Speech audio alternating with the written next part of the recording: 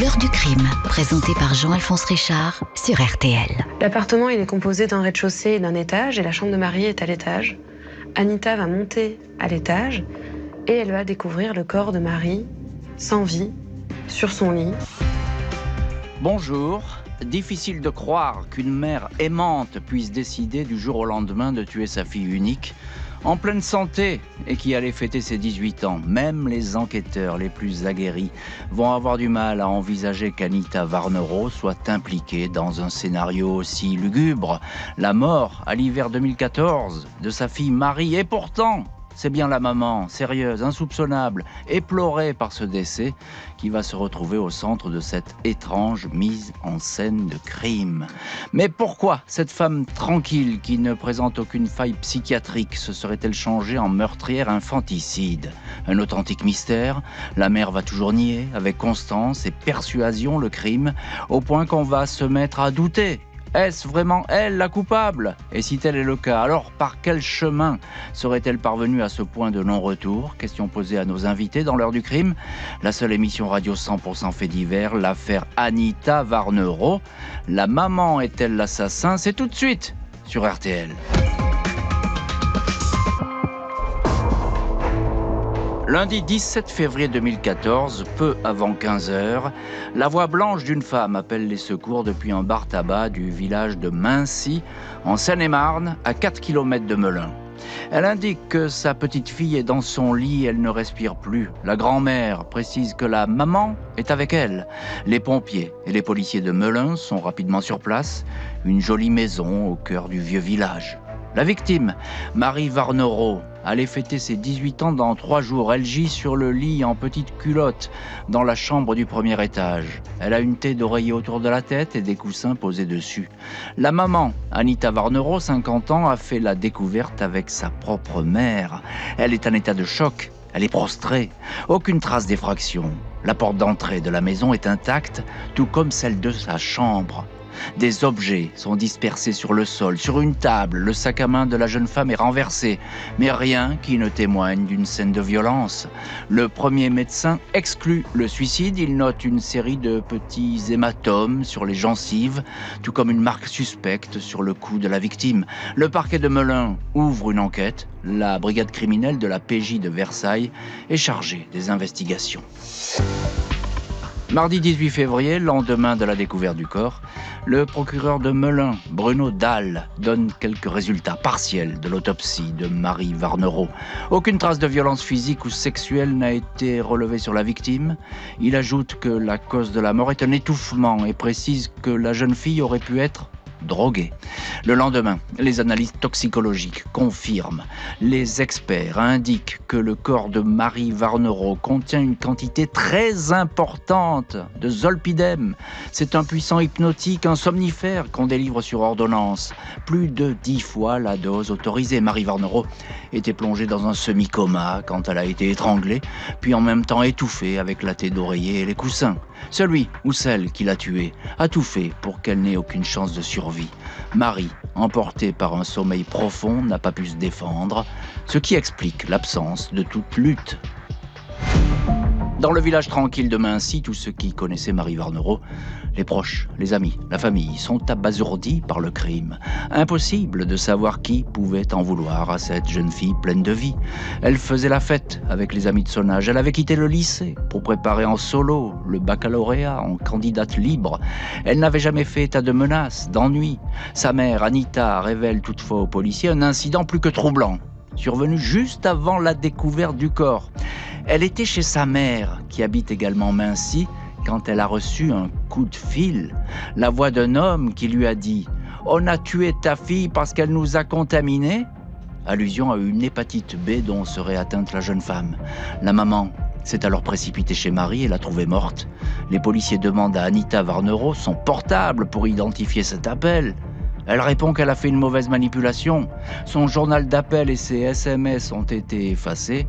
Plus aucune trace visible, donc, de ce mystérieux coup de fil.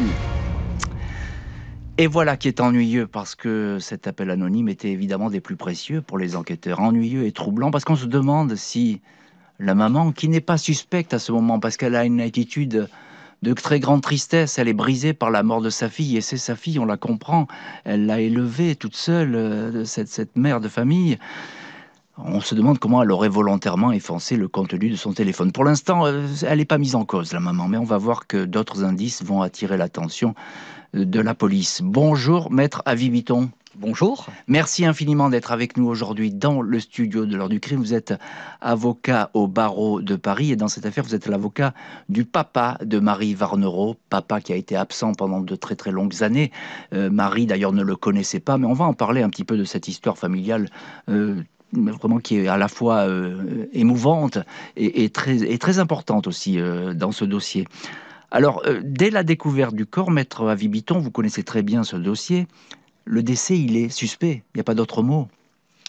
Oui, effectivement, la mère Marie, la mère Anita, pardonnez-moi, qui est la première personne qui découvre le corps et qui fait appeler la police, elle dit, et là il commence déjà à y avoir des variations sur le récit, elle dit au début qu'il y avait une taie d'oreiller autour du cou de Marie, sa fille, la victime, et puis ensuite elle dira que la taie d'oreiller était recouvrait sa tête. Voilà, donc déjà effectivement il y a des premières incohérences.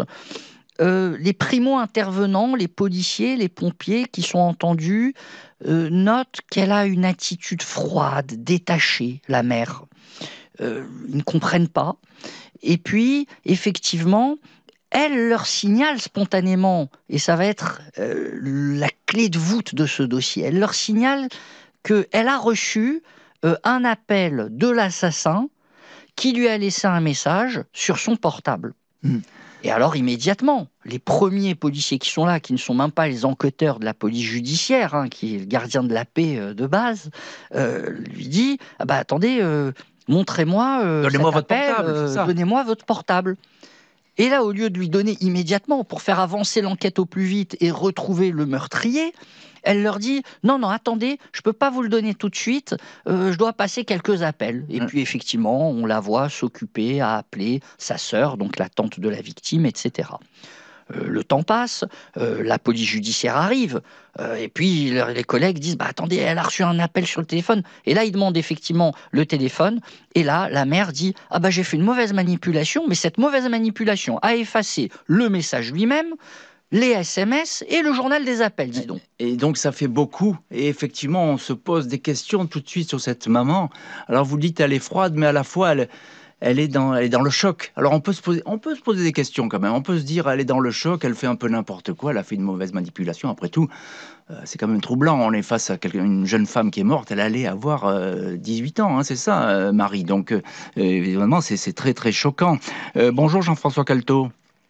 Bonjour. Merci beaucoup d'être avec nous également dans l'heure du crime. Vous êtes chroniqueur judiciaire au journal La République de Seine-et-Marne. C'est un journal, je le précise, qui a suivi vraiment toute cette affaire et fait beaucoup d'articles sur ce dossier. Vous l'avez suivi, évidemment, vous, Jean-François Calto, cette affaire. Alors, la maman, elle dit, on va revenir à l'appel dont nous parle maître Avis Bitton, mais la maman, elle dit que la porte était ouverte quand elle est arrivée dans la maison, c'est ça ? Sa version des faits, c'est effectivement de dire qu'elle est arrivée sur les lieux du drame et que l'appartement était ouvert, la porte était ouverte. Elle ne constate pas de traces d'effraction sur la porte, mais elle constate en revanche un désordre, dont elle dit d'ailleurs que sa fille était coutumière, mais un certain désordre, et notamment dans la chambre où la jeune fille est allongée, inanimée. Marie Varnereau, Jean-François Calto, Marie Varnereau, elle allait avoir 18 ans. Elle a plus ou moins laissé tomber ses études. C'est une jeune femme très libre. Qui est-elle, cette jeune femme ? Alors, Marie est une jeune fille dont on pourrait dire aujourd'hui, même on disait déjà à l'époque, qu'elle est un peu en rupture. En rupture, en décrochement scolaire, mais aussi un peu en rupture de relation. Elle vit un peu en ermite. Elle sort très peu. C'est pas du tout une teuffarde. Elle est cloîtrée chez elle, elle ne va plus en cours, ça c'est sûr, et elle a surtout la réputation d'être devenue un oiseau de nuit. Elle semble avoir des veilles constante, en pleine nuit. Et ça, ce qui en témoigne, c'est évidemment l'analyse de son téléphone mobile, qui va montrer qu'elle a des conversations à pas d'heure, en pleine nuit, très tôt le matin, avec des cadences de SMS incroyables. Chaque jour, elle totalise des centaines de SMS. Donc, elle est en rupture et elle vit un peu cloîtrée. Elle vit cloîtrée, et puis la maman va le dire aussi, que c'était pas facile quand même, parce que effectivement elle a 18 ans, elle mène sa vie, mais c'était pas facile avec cette jeune femme qui avait des rythmes inversés, elle va dire. Moi je vis le jour, mais elle vivait la nuit. Maître Avis-Bitton, une question encore. Alors évidemment, très vite, cette enquête, elle va assez vite et très rapidement, et de manière très précise, d'ailleurs elle est très bien menée. Les somnifères, l'étranglement, les somnifères, ça veut dire quoi? Il fallait qu'elle meure, Marie, il fallait pas qu'elle se réveille pendant qu'on essayait de l'étrangler ou de l'étouffer, c'est ça? Alors, effectivement, les policiers qui arrivent sur la scène de crime remarquent plusieurs choses.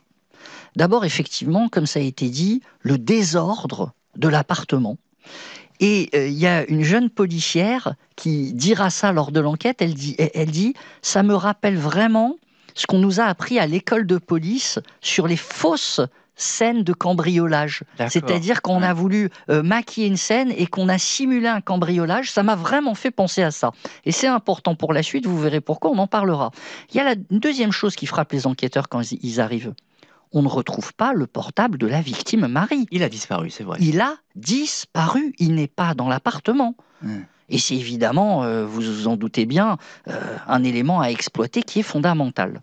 Et puis la troisième chose, pour revenir aux somnifères que vous évoquez, effectivement, les enquêteurs, dans un premier temps, voient des traces de poudre, de médicaments, de somnifères sur la table de nuit de Marie, juste à côté de son lit, là où on la retrouve morte. Et quand ils vont pousser les investigations, ils vont retrouver dans l'évier de la cuisine la même molécule, ce somnifère, écrasé, des traces de poudre comme ça écrasées dans l'évier, dans la tuyauterie et aussi sur des couverts. Écrasé pour qu'il soit bu, c'est ça? Pour qu'il soit bu sans que la victime le remarque dans la boisson. Parce que c'est des comprimés à l'origine. La maman va être entendue, et si l'ex-petite amie de sa fille était impliquée? Mardi 18 février 2014, lendemain de la découverte du corps, la mère, Anita Varnero, est entendue comme témoin par la police judiciaire de Versailles. Elle apparaît très secouée, comme écrasée par la disparition soudaine de sa fille Marie. On la questionne pour savoir qui, selon elle, aurait pu commettre le crime. Elle l'ignore, mais elle révèle que Marie faisait l'objet d'un chantage. Un jeune homme dont elle ne connaît pas l'identité lui demandait de l'argent. Il la menaçait de publier des photos d'elle dénudée. La maman raconte qu'elle donnait de l'argent, 200 € par mois, destiné à se mettre chanteur. Pour vérifier ces affirmations, les policiers ne disposent pas, hélas, du téléphone de la victime, il a disparu.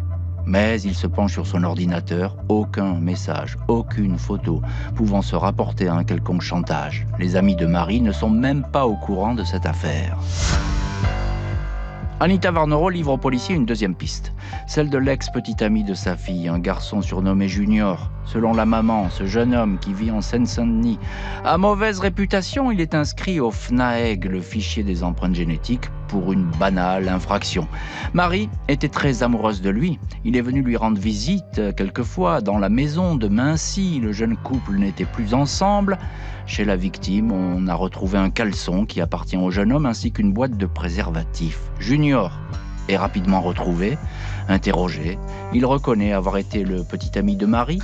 Il n'a jamais eu de problème avec elle, sauf quand elle a rompu, elle a voulu à tout prix le retenir. L'ADN de Junior n'apparaît pas sur la scène de crime, qui plus est. Le jeune homme était à des dizaines de kilomètres de Mincy au moment du meurtre. La téléphonie le confirme. Il est laissé libre. Les enquêteurs étudient le fameux appel téléphonique reçu par la maman le jour du crime. Le corbeau qui a appelé Anita Varnero pour lui annoncer que Marie était morte l'a fait depuis une cabine publique à Melun, quartier de l'Almont. Selon la maman, elle a reçu l'appel vers 14h40. Elle s'est précipitée chez sa fille. Problème ? Les experts, facturation détaillée à l'appui, s'aperçoivent que ce fameux appel a été passé en fait 3 quarts d'heure plus tôt. à 14h18. Une carte téléphonique prépayée a été utilisée dans la cabine. Les enquêteurs suivent la piste de la carte. Elle a été achetée dans un bar tabac proche de la cabine. Par chance, le commerce est équipé d'un système de vidéosurveillance en très bon état. Sur les images, on a la surprise de découvrir le visage de la cliente. C'était celui de la maman. On s'est dit, c'est pas possible, confie un enquêteur. Anita Varnero se serait en fait appelée elle-même pour faire croire à l'existence d'un meurtrier. À ce moment-là, sa fille était déjà morte devant sa mère. Elle aurait tout simplement fait semblant de recevoir ce coup de fil avec un homme qui lui disait « Ta fille est morte ». Et les enquêteurs sont effarés de voir la maman apparaître sur ces images parce qu'ils n'imaginaient pas du tout ce genre de scénario. Par chance, effectivement, et c'est pas toujours le cas dans ce commerce, dans ce bar tabac, la vidéosurveillance existe déjà et de très bonne qualité. Donc il n'y a pas de doute, c'est bien la maman qui est venue acheter cette carte téléphonique. Il va falloir l'interroger. Une mère qui tue sa fille, il faut bien savoir que ça reste rarissime. On va le voir dans la suite de l'heure du crime. Maître Avis Bitton, vous êtes avec nous dans cette heure du crime. Vous êtes avocat au barreau de Paris, vous connaissez bien la chose pénale, vous avez beaucoup de dossiers qui vont dans ce sens-là. Vous êtes avocat du papa de Marie Varnero, qui est partie civile dans cette affaire. La maman, tout de suite... Alors, il faut pas dire qu'elle n'est pas sous le choc, ça serait faux. Elle est pas du tout, elle est même assez ébranlée par toute cette histoire, mais elle donne beaucoup de scénarios qui vont se succéder. Là, c'est vrai que la police judiciaire de Versailles, ils ont l'habitude de ce genre de dossier, ils sont un peu surpris. Alors, c'est vrai qu'au début, Anita Varnero entraîne les enquêteurs sur beaucoup de pistes, et des pistes qui, a priori, pourraient être crédibles, plausibles. La victime faisait l'objet d'un chantage avec des photos intimes. Pourquoi pas ? Ça se Pourquoi voit. pas ? C'est possible. C'est des scénarios en ce moment avec les adolescents. La victime a eu une séparation difficile avec son ancien petit ami, qui par ailleurs effectivement est connu des services de police.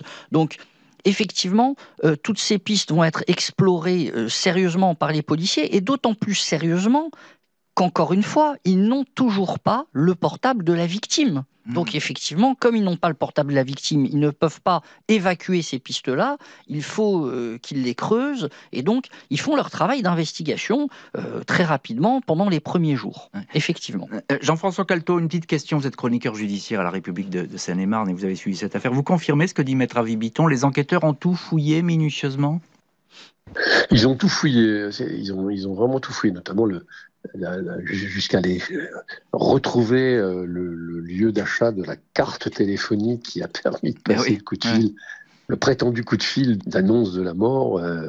En fait, on retrouve le jour et l'heure de l'achat de la carte chez un buraliste de Melun, ce qui permet en même temps de consulter les vidéos et d'avoir la preuve que c'est bien Anita Varnero qui achète elle-même la carte téléphonique qu'elle utilisera pour passer ce coup de fil qu'elle effacera par la suite. Et oui, c'est ça. Donc là, effectivement, l'affaire, elle bascule. Maître Avis Bitton, il y a effectivement ce travail de la PJ qui va, encore une fois, va très vite. Il remonte cette carte téléphonique. Ce qui est étonnant, elle a un code, cette carte téléphonique. Donc on va la remonter jusqu'au vendeur. Le vendeur, c'est le fameux buraliste. Jean-François Calto vient de nous le dire. Là, ça change tout. C'est le point de bascule du procès. Je peux vous le dire pour avoir parlé un petit peu dans la confidence après le procès avec des magistrats qui ont siégé dans cette affaire. Ils sont tous d'accord pour dire c'est ça qui a scellé la culpabilité de l'accusé. C'est-à-dire que on pouvait avoir des doutes sur tout, on pouvait tout discuter, on pouvait tout débattre, mais ça a été le point de bascule.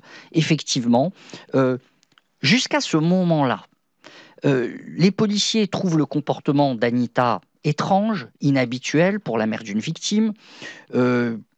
Ils exploitent les pistes qu'elle leur livre, mais qui ne sont pas concluantes. Bon, mais jusque-là, si vous voulez, ils ne la placent pas en garde à vue, ils ne la perquisitionnent pas. Mais il n'y a pas de pression. Quand en revanche, effectivement, ils vont faire leurs investigations téléphoniques, qui vont tracer la carte téléphonique qui a passé l'appel tel jour à telle heure de telle cabine téléphonique sur le portable d'Anita Varnero, qui vont remonter jusqu'au buraliste qui est à quelques mètres de la cabine téléphonique, qui vont lui dire donnez-nous à partir des factures le jour et l'heure où cette carte numérotée, tel matricule a été achetée. Ils retrouvent l'heure. Ils lui disent maintenant, donnez-nous les bandes vidéo. Ils visionnent les bandes vidéo et là, ils tombent de leur chaise. Ah oui, oui. Ils voient Anita Varnero qui rentre, qui achète cette carte téléphonique juste avant que l'appel soit passé. Et quand ensuite ils vont continuer les investigations téléphoniques, ils vont se rendre compte que quand elle est quand cette carte est utilisée dans la cabine téléphonique pour passer l'appel sur le portable d'Anita Varnero, le portable d'Anita Varnero borne, il déclenche les bornes téléphoniques au même endroit. Ouais, donc là, si vous voulez, il n'y a plus de doute, elle s'est appelée elle-même pour faire croire que le tueur l'avait appelée pour annoncer la mort de sa fille. Alors évidemment, à ce moment-là, Maître Avibiton, et vous le racontez très bien, on va se poser énormément de questions, parce que cette mère, il va falloir l'entendre. On va voir ça dans le chapitre suivant. Jean-François Calto, justement, quels sont les rapports entre la mère et sa fille ? Alors, leurs rapports ont évolué dans le temps, de prétendument exécrables, en tout cas de difficiles. Ils sont devenus, apparemment, sur les dernières semaines, disons, peut-être même les derniers mois, ils sont devenus plus conviviaux. On a l'impression que la mère et la fille se sont retrouvées. Au tout départ, il est clair que la mère, Anita, supporte assez mal le décrochage scolaire de sa fille, son refus de passer son bac, et sa façon de vivre, c'est-à-dire cloîtrée, on va dire ne faisant rien que de converser sur son téléphone. Et donc la mère, elle supporte assez mal l'indolence de sa fille. Mais disons que ce sont des rapports qui, d'exécrables, sont devenus meilleurs, ce qui d'ailleurs poseront question en termes de mobile. Maître Avibiton, à supposer là, à ce stade de l'enquête que Anita Varnero ait tout imaginé, ce scénario, la carte téléphonique, le faux appel, le faux message... c'est machiavélique, il n'y a pas d'autre mot, pardonnez-moi, c'est un peu un cliché, mais on a l'impression que là, c'est... Eh bien, c'est ce qui fait la différence entre un homicide, un meurtre et un assassinat, c'est la préméditation. Et là, effectivement, on comprend au fur et à mesure du dossier qu'il y a une préméditation, que tout a été organisé. La mère va se retrouver en garde à vue. On passe là en assassinat, c'est-à-dire que le meurtre a été programmé, puisque le fait de lui faire absorber des somnifères avant de l'étrangler, ça suppose quand même une certaine construction intellectuelle du meurtre. Il y a eu de la préméditation. Jeudi 20 février 2014, 6h du matin, la police judiciaire se présente à l'appartement où vit Anita Varnero et son compagnon. La mère de Marie est aussitôt placée en garde à vue. Une perquisition permet de retrouver une boîte de zolpidem, le somnifère détecté en dose massive dans le corps de la victime. Interrogée, Anita Varnero se dit dévastée par la mort de sa fille, une enfant qu'elle aimait et avec qui elle n'avait pas de problème, dit-elle. Tout au plus était-elle inquiète de sa décision de quitter le lycée ou encore de la tendance de sa fille à vouloir un peu trop sortir. La veille du crime, elle a dormi chez son compagnon. Le matin, elle est passée chez sa fille pour y déposer quelques courses. Elle est repartie sans voir Marie, dit-elle. Elle était sans doute en train de dormir à l'étage. À propos du zolpidem découvert chez son compagnon, Anita Varnero affirme que le somnifère était destiné à son propre usage. Anita Varnero est questionnée sur sa présence dans le bar-tabac de Melun, l'achat de la carte téléphonique, l'appel pour faire croire à l'existence d'un meurtrier extérieur. Elle reste confuse. Les policiers lui disent qu'un seul ADN a été retrouvé sur le corps de Marie Varnero. Cet ADN est le sien. Aucune autre trace génétique, féminine ou masculine, n'apparaît sur la scène de crime. On lui rappelle qu'aujourd'hui même, sa fille fêterait ses 18 ans. À ces paroles, Anita Varnero semble perdre pied. Au policier qui l'interroge, elle prononce ces mots « Je suis un monstre, ouvrez la fenêtre, j'ai envie de sauter ». Mais elle se reprend aussitôt et ne va formuler aucun aveu. Maître Avibiton, vous êtes avec nous dans cette heure du crime et dans le studio de l'heure du crime, avocat au barreau de Paris, avocat du papa de Marie Varnero. Alors il y a cette perquisition, l'arrestation, et la perquisition va suivre évidemment cette garde à vue qui est très difficile. Qu'est-ce qu'elle donne cette perquisition déjà dans la maison de son compagnon ? Eh bien, c'est ça qui est intéressant, c'est qu'habituellement on s'intéresse à ce qu'on trouve lors de la perquisition. Mais là, dans ce dossier, ce qui va être révélateur, c'est ce qu'on ne trouve pas au domicile d'Anita Varnero. D'abord, les policiers, évidemment, cherchent cette fameuse carte téléphonique qui a servi à passer l'appel sur son portable pour se faire passer pour le tueur. cette carte téléphonique, ils ne la retrouvent pas chez Anita Varnero. Quand plus tard, ils lui diront, mais elle est où cette carte ? Elle a passé un seul appel sur votre portable. Vous avez acheté, carte oui, que vous avez acheté. Elle a passé un appel sur votre portable et elle a disparu. Elle dit, j'ai dû la perdre. Tiens, c'est quand même étrange, ça n'arrive pas tous les jours. Et la deuxième chose que ne vont pas trouver les enquêteurs et qui est révélateur dans cette perquisition, ils vont trouver une boîte de zolpidem, donc la molécule somnifère puissante qui a été retrouvée dans le corps de la victime, qui l'a assommée avant qu'elle soit étranglée. Eh bien, ils vont retrouver chez Anita une boîte de zolpidem, de cette molécule, mais vide. Or, justement, quelle est la dose qu'on va retrouver dans le corps de la victime qui l'a assommée ? L'équivalent d'une boîte. De la boîte, c'est ça. L'équivalent de la boîte. Oui, alors là... Donc c'est quand même une drôle de coïncidence qu'au moment où on retrouve cette boîte chez la mère, cette boîte soit vide et que le contenu de cette boîte soit retrouvé dans le corps de la victime. Oui, vous nous l'avez dit, le contenu, il a été pilé dans un verre, il a été sans doute glissé dans une boisson gazeuse et qu'on a fait boire à la victime. Maître Avis-Bitton, quel est son comportement en garde à vue à cette femme, à la maman ? Ah, écoutez, franchement, elle ne se démonte pas. Elle ne se démonte pas, elle a des explications pour tout. Le zolpidem, oui, elle en avait acheté pour son compagnon qui faisait des insomnies, qui en prenait de temps en temps. Oui, elle en avait donné à sa fille qui avait aussi des insomnies et qui lui en avait réclamé. La carte téléphonique qu'elle a achetée et qui a servi à passer un appel sur son portable prétendument du tueur, quand on lui dit « mais quelles explications vous avez sur cette carte téléphonique ?» Elle dit je vous ai dit, je l'ai perdue. Donc je l'ai perdue, c'est pas moi qui ai passé l'appel sur mon portable. Ah, très bien. Mais alors ça veut dire que c'est le tueur qui par hasard aurait retrouvé cette carte téléphonique que vous avez perdue et qui vous aurait appelé. Ce tueur connaissait votre numéro.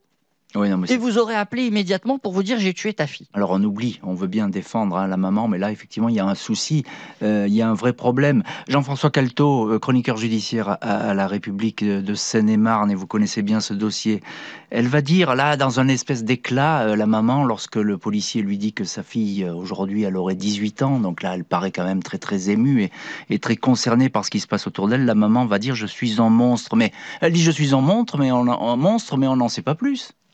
Oui, c'est une phrase accablante. C'est que, comme beaucoup d'éléments, c'est accablant.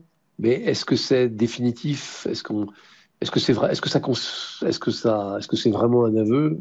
C'est beaucoup moins sûr. Elle peut avoir dit ça dans un jeu de questions-réponses forcément tendu avec la police. On ne sait pas à la suite de quelle déclaration elle a pu dire ça. En tout cas, ce ne sera pas considéré comme un aveu. Oui, mais il n'y en a pas d'aveu, Jean-François Caltot. Alors là, c'est absolument, effectivement, sa ligne de conduite. Elle n'avouera jamais, pas plus face aux policiers qui la pressent de questions, où elle a d'ailleurs à un moment presque une tentative d'aveu, mais on ne saura pas d'ailleurs si ce sont clairement des aveux ou bien finalement une sorte, comme il arrive parfois, de désespoir, de confession inconsidérée, on va dire. Mais elle se reprend tout de suite, et puis plus jamais elle ne laissera... Elle n'avouera, sa posture, c'est dire ce n'est pas moi qui ai tué ma fille. Et c'est ce qui rend vraiment troublant cette affaire. Maître Avis-Bitton, on a l'impression que c'est une défense, alors c'est au-delà du déni presque, on est sur le repli sur soi, une espèce de muraille comme ça. Pourtant c'est une femme qui a l'air assez frêle, assez fragile, mais c'est pas comme ça. C'est habituel. Vous savez, plus le crime est grave, plus le crime est horrible, plus il est difficile à avouer. Je le vois tous les jours dans des affaires criminelles, de crimes sur mineurs, de crimes sexuels.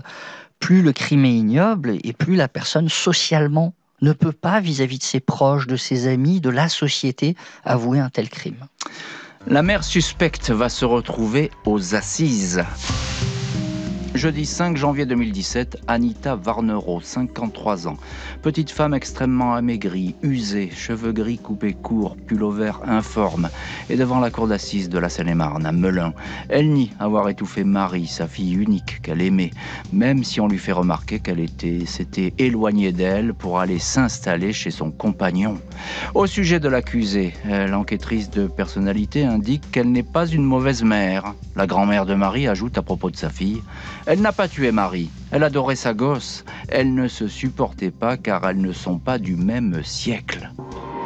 Anita Varnero continue à se dire étrangère à la mort de sa fille. Un psychiatre évoque une femme toujours en état de sidération, qui ne serait pas en état de reconnaître un crime aussi horrible. L'avocat général admet qu'il existe dans ce dossier des pans obscurs des doutes, mais il porte seulement sur le mobile, la raison du passage à l'acte, et certainement pas sur le scénario du crime qui, lui, est parfaitement limpide. Maître Avi Bitton, avocat du père de Marie, partie civile, et que la jeune femme n'avait jamais rencontré, indique: c'est tout à fait humain de clamer son innocence, mais si vous acquittez Anita Varnero, alors qu'elle est coupable, ce sera une profonde injustice. Après 4 jours de procès, Anita Varnero est condamnée à 20 ans de prison. Elle ne montre aucune réaction. Et on retrouve dans cette heure du crime l'un de nos invités, c'est Jean-François Caltot, chroniqueur judiciaire à la République de Seine-et-Marne. Jean-François Caltot, vous êtes pour votre journal à ce procès. En quelques mots, quelle est l'ambiance qui règne sur ces audiences ? Il y a 2 phases. Il y a la phase où elle apparaît comme effectivement le monstre, puisque pour tout le monde, elle est la matricide, hein, c'est elle qui a tué sa fille, ce qui est effectivement, dans l'échelle des horreurs, là, ce qu'il y a de pire.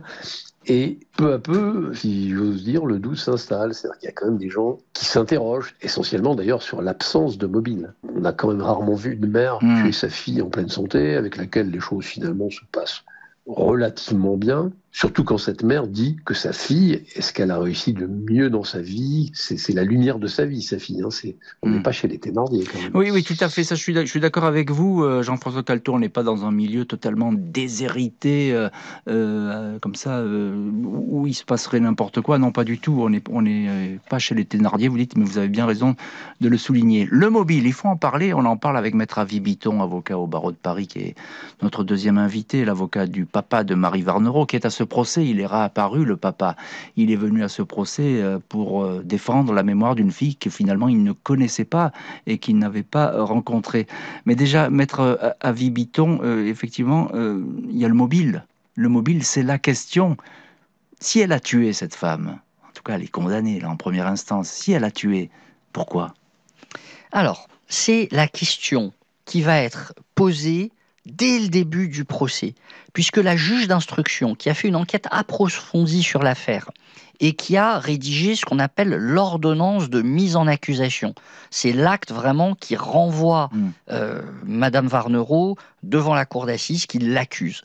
Eh bien, vous voyez, dès le début de cette ordonnance de mise en accusation que j'ai sous les yeux, la juge d'instruction, à la première phrase, note: à l'issue de l'information, il est remarquable que Anita Varnero nie avec constance les faits qui lui sont reprochés depuis le début de l'instruction et qu'aucun mobile ne se détache avec évidence. Oui, mais d'accord, mais on retourne au point zéro. Il n'y a pas de meurtre ou d'assassinat sans mobile. Eh bien, au début du procès, on est au point zéro. À la fin du procès, nous serons toujours au point zéro.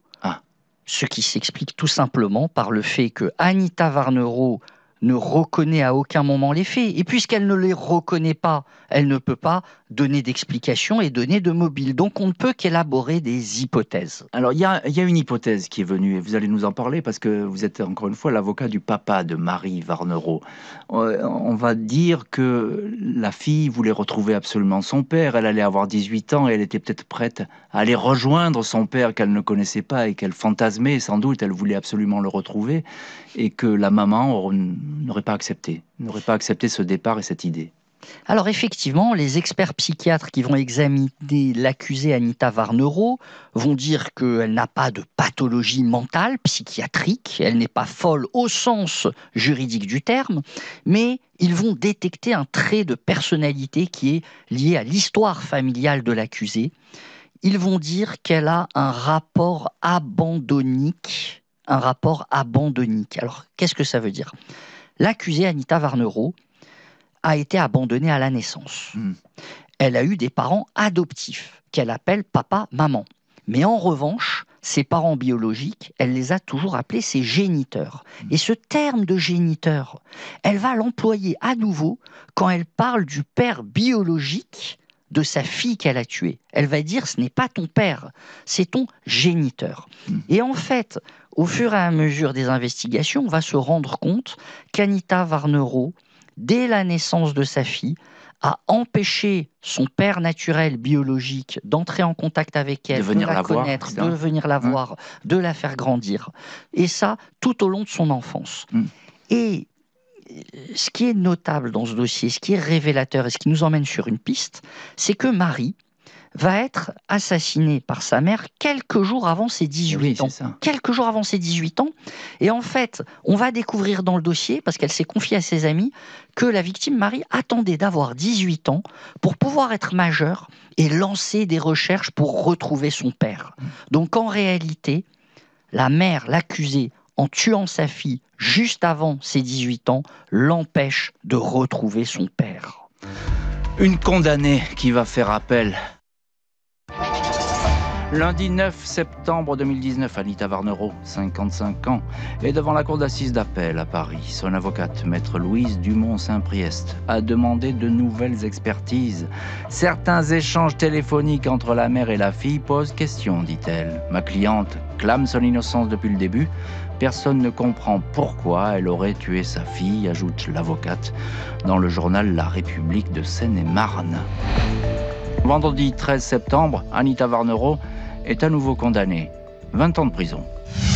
On a l'impression qu'il y a des certitudes alors qu'il n'y en a aucune dans ce dossier.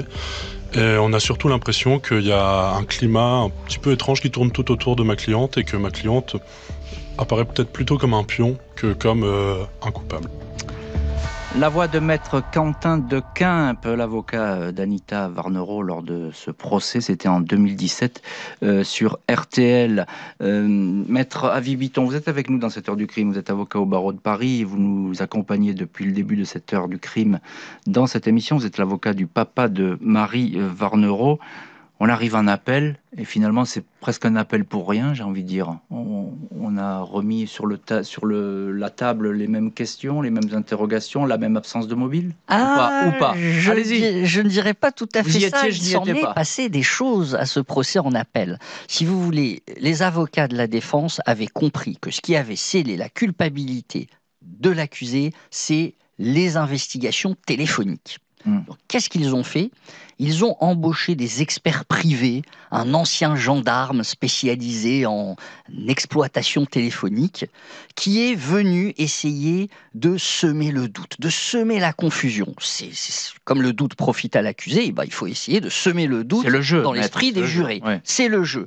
Et donc, effectivement, on a eu droit à un spectacle, pour ne pas dire un cirque, avec cet expert privé qui essayait de nous démontrer que les investigations téléphoniques avaient été erronées, qu'il y avait eu des erreurs humaines dans ces investigations, et donc en réalité, ça n'est pas la carte qu'elle a achetée qui a passé l'appel sur son portable, que les horaires de l'appel dans la cabine téléphonique et de l'appel reçu sur le portable ne correspondent pas, etc.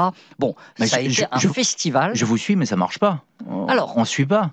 Ça marche pas, ça a failli marcher. Ça a failli marcher parce que cet expert venait, avec son petit accent de sincérité d'ancien gendarme qui en impose, etc.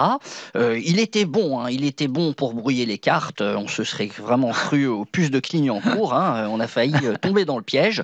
Mais je vous avoue que il m'a énervé. Il m'a énervé, je l'avoue.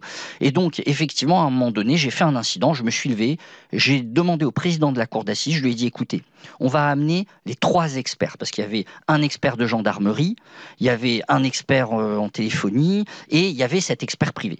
Et j'ai dit au président, on va les rassembler à la barre, on va les confronter, on va leur poser des questions. Et là, effectivement, j'ai égrené quelques questions et à la fin, effectivement, on se rendait compte que tout ça, c'était de la poudre aux yeux et qu'effectivement, l'expertise téléphonique était catégorique, que c'est bien Anita Varnero qui avait acheté la carte téléphonique qui avait servi à passer l'appel sur son propre portable. D'accord, mais vous nous dites quand même, Maître Avis Bitton, et c'est important, que ça a failli marcher. Après tout, un procès, un appel, c'est fait pour ça aussi, c'est fait pour retourner des situations. J'ignorais ce détail, mais vous y étiez à ce procès, donc vous avez suivi évidemment de minute en minute les débats. Jean-François Calto, vous êtes journaliste à La République de Seine-et-Marne et vous avez suivi toute cette affaire. Le visage de Anita Varnero à ce procès en appel, est-ce que c'est toujours la même femme qui est là ? C'est tout à fait la même femme. Elle apparaît toujours aussi lasse de la vie, toujours aussi peu dans la séduction. Et il faut la prendre comme elle est. Hein. Donc ça évidemment, c'est pas. Je pense que pour les jurés, c'est compliqué. Et je dirais même que on appelle, elle est encore moins presque moins dans la déploration de ce qui a été commis. Donc oui, elle est la même. Aussi revêche. Le mot qui vient quand on la voit, c'est revêche. Elle n'use même pas de larmes ni d'accès de sensiblerie. Je ne crois pas l'avoir vue pleurer. Oui, alors quand vous dites revêche, ça veut dire qu'elle est effectivement, elle n'est pas sympathique. Et ça, on le sait, devant des jurés d'assises, c'est très important, l'apparence, l'image qu'on renvoie. Et effectivement, ça ne marche pas. Encore une question, Jean-François Calto. On a l'impression qu'on est quand même toujours un peu dans le flou après ces 2 procès. Exactement. Et en fait, c'est pas seulement le refus d'avouer, le non-aveu, qui revient assez souvent dans les affaires de meurtre, il y a quand même un refus d'avouer. Mais aussi, encore une fois, le côté filandreux de l'affaire par elle-même, c'est-à-dire comment fait-on absorber une telle potion infernale à une jeune femme qui a la capacité de la refuser quand même, 14 comprimés. Et puis surtout, pourquoi Alors qu'en fait, cet assassinat, appelons ça comme ça, puisque si c'est le cas, il y a eu préméditation. Il intervient dans un moment où la vie d'Anita Varnero est en train de s'améliorer. Elle a un nouvel ami, elle se sort de son statut de misère, parce qu'elle avait des difficultés financières, bon voilà. Est-ce que, Maître Avibiton, on entend ce que dit Jean-François Calto, effectivement, l'affaire, c'est compliqué au final, parce qu'on reste un peu au milieu du gué, même si vous avez dit la culpabilité, elle est établie. Écoutez, maintenant que ce procès est définitivement terminé, je vais vous faire une confidence. Allez-y. Dès les premières minutes du premier procès et dès les premières minutes du procès en appel, quand j'entendais les premières déclarations de l'accusé dans le box des accusés, elle avait l'accent de la vérité. J'aurais pu être convaincu par son innocence en la voyant, en l'écoutant, si je n'avais pas le dossier. Mais le problème, c'est que j'avais le dossier et que le dossier était accablant. Merci infiniment, Maître Avibiton et Jean-François Calto, d'avoir été tous les 2 les invités de l'heure du crime. Merci à l'équipe de l'émission, rédactrice en chef Justine Vignot, préparation Marie Bossard, Lisa Canales, réalisation en direct Jonathan Griveaux. L'heure du crime, présenté par Jean-Alphonse Richard sur RTL.